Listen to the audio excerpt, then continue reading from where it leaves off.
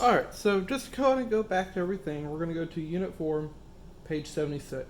And we're going to look and just kind of make sure we're going back over what the front view is telling us, the top view, our side views, our rear view, and our bottom view.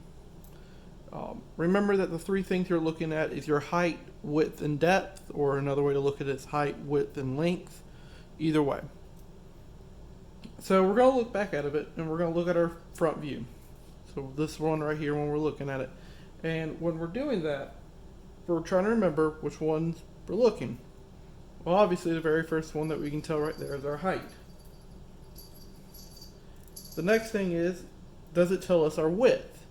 So our width is the one that's going to be coming across and actually going to how far across it is. And obviously from here to here, that's our width. Obviously up there as well.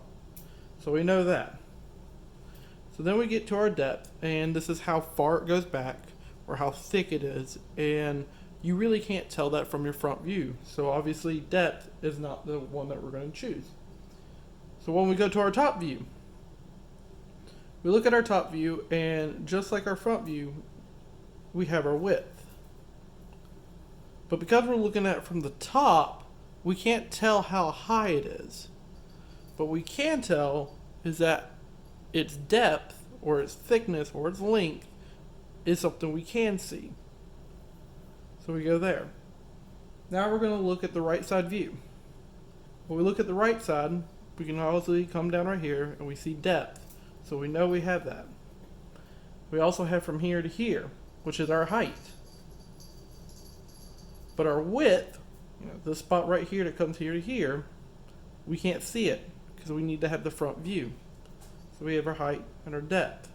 We go to the bottom view. Well, remember our bottom view and our top view are very similar. It's just one's here and one's there. So it's going to be the same thing. Our width and our depth.